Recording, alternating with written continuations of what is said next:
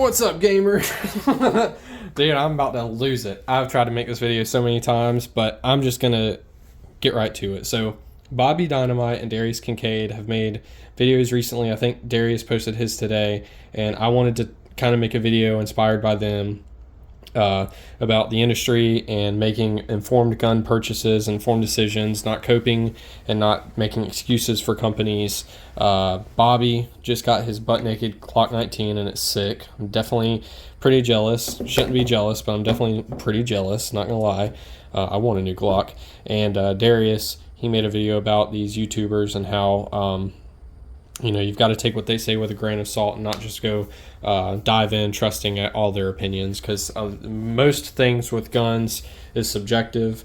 There are things that are objective, like reliability and track records with Glocks and certain brands, and I think that is something you should look at when a community and any hobby can come to a consensus and unanimous decision on something like Glock being pretty much the gold standard for carry guns and fighting guns. I think that's definitely something to listen to, but it is a little more nuanced than that. I won't get too far into that, but I do have a few things written down here that I wanted to touch on, and they're pretty self-explanatory, so I'll just kind of run through the list and give a few notes on each of them.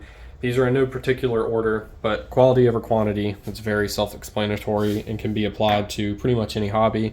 I suffer with wanting instant gratification. And for a long time, most of my life, I struggled with being able to save money. Money burns a hole in my pocket faster than, you drop a cigarette in my pocket, the money will fall out before the cigarette does. Seriously, it's not something I'm proud of, but it's something I've worked on recently, watching a lot of Caleb Hammer. If you watch his videos, you know exactly what I'm talking about. But I'm in a better space now than I've been ever with saving money financially, and it feels good. And in the long run, you will be able to buy cooler shit. You think that spending the money you've got now on some cool shit is cool. Wait till you have 3 times that amount saved up, and then double that, and then you spend all that money on something, and you don't even flinch because you've saved up. You're comfortable. You're not living this paycheck to paycheck life. And I know that's not realistic for everybody. And if that's a situation you're in where you're not able to do something like that, definitely prioritize your financial situation over your next gun purchase. I definitely think you should probably get a gun. I think everyone should have one. But, that's a different story. I won't get into all that and finances and stuff. But don't let yourself be a barracuda just attracted to shiny shit.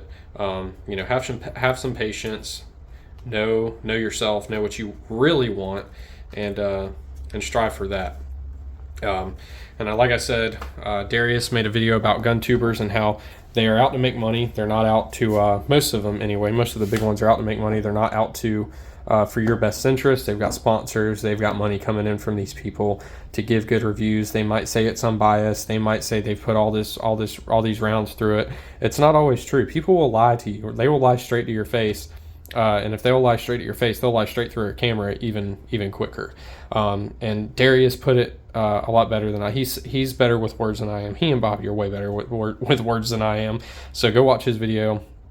He posted today, and highly recommend both of their most recent videos. Gun companies as well. I mean, they're, the best example I can give is Sig Sauer. As a company, I think Sig is pretty garbage. They make some great products, but there is absolutely no excuse for their coding issues on their P365s, and there is absolutely no excuse for the P320 issues, all of them. The broken grips, the going off. I mean, it's the non-drop safe shit. I know they've remedied most of these things, but it's crazy that was even allowed off the production line. I don't think any other company would get a pass like Sig did. I don't know what it is about Sig fanboys, but they cope harder than anyone else in the space. So, these gun companies are not holy. They're out to make money. They're not out to arm America. You've got to keep that in mind. If they weren't out to turn a profit, they wouldn't be in business. So just take, you know, don't sit here and let the SIG fanboys and any other brand for that matter. I mean, I'm a huge CZ guy, but you know, I'm hypercritical of them as well, because you can get lost in this fog of, you know, being a fan of a company. I'm huge. I recommend CZ to a lot of people, but that's just because my firsthand experience with them has been great. When I first got into handguns and the carry space and stuff, I didn't like CZ. I viewed them as the hipster gun because that's what I heard. I thought they were ugly, and as I've grown in my journey, I've come to realize that I actually think pretty much the P10C is the best bang for your buck, and it's treated me very well. So, you know yourself, know what you want, don't compromise on your next purchase. Go ahead, save that extra money, and get something you want. Don't just compromise because you're in the gun store and you see they got something cool for sale. That's kind of self-explanatory, and that harkens back to, you know, other issues that aren't necessarily gun related, but just hobby and financial related. You know, this is something else I've written down right here. Back to basics, which is something Bobby talked about in his video. You don't need all this fancy crap that they try and get you with. There's a lot of bullshit products on the market that nobody needs. And you just got to know what's snake oil and what's not. I think it's pretty obvious a lot of times, but sometimes it's not. Before, you know, I got an RMR. Radian came out with their little RMR guard. I was like, oh, that's really cool, man. You just like, that's helping the reliability of the RMR, making it a little tougher. But, you know, it's at this, you know, at the same time, I mean, how many RMRs do you see fail? It's a non-issue. People rack their gun off the RMR on metal posts, whatever, all the time, and you don't break them. I mean, it's just, there's a lot of gimmicks, and you gotta know what to watch out for. But yeah, and I guess that all wraps up. I've written down, learn from others' mistakes, but don't be a sucker. There's a lot of great info on YouTube, a lot of great YouTubers, a lot of great lessons to be learned, but you've got to filter through the bullshit kind of to figure out what's good and what's bad. Honest Outlaw is a fantastic example of a big YouTuber that I think he runs his channel like a business, but stays honest and stays consistent. You know, he's realistic. I think he's one of the best out there right now doing it. Other than the small channels, you know, a lot of small channels that don't have sponsors coming in, they'll give you honest feedback on stuff.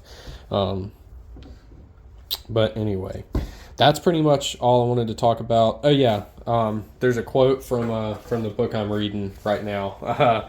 I'm reading Insomnia by Stephen King, and there's a poem that they reference in that book. I can't remember who wrote the original poem, but it's, each thing I do I rush through so that I can do something else. I feel like that's me to a T. You know, I never sit back and relax and enjoy what I do have, because a lot of times I've compromised, and so I'm not really satisfied. This P01, this P10C are the first two guns that I felt pretty damn satisfied with. My AR is next.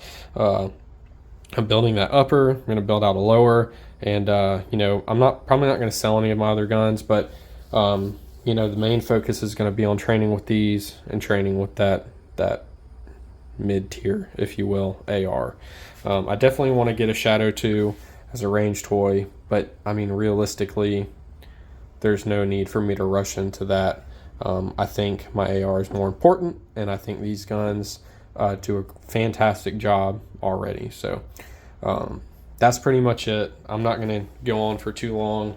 I've made this video way too many times already, and hated every one of them. I get way too sidetracked and go off on tangents and stuff, so we're just gonna end it here. But I appreciate you guys watching. Go check out Bobby's most recent video, and Darius Kincaid, go check out his most recent video. And who else did I want to shout out? Oh yeah, Jared AF, done a lot of videos about the Olympics and Olympic shooting, bullseye stuff. Super interesting. Never thought I'd be into that kind of thing, but Jared does a really good job at explaining it, and I think it's really cool. So yeah, go check. All right, my video cut out, but what I was going to say is Jared AF. I was talking about his videos about the Olympic bullseye shooting and stuff. Definitely super interesting. Go check him out. And I appreciate you guys. And thanks for watching. You want to say bye, Max? Yeah? All right. I got all of them in here with me. They always come keep me company when I'm making YouTubes. Isn't that right, Larry? Isn't that right? Come on, say something. Come on, say something. Of course he's not going to meow on camera. Pooh just out like a light. And we got little guy up here.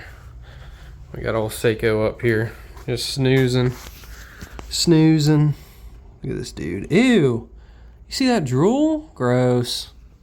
Nasty little ghoul. Nasty little dude. Ghoul. Ghoul. Ghoul. Oh, ooh. All right. Thanks for watching, guys.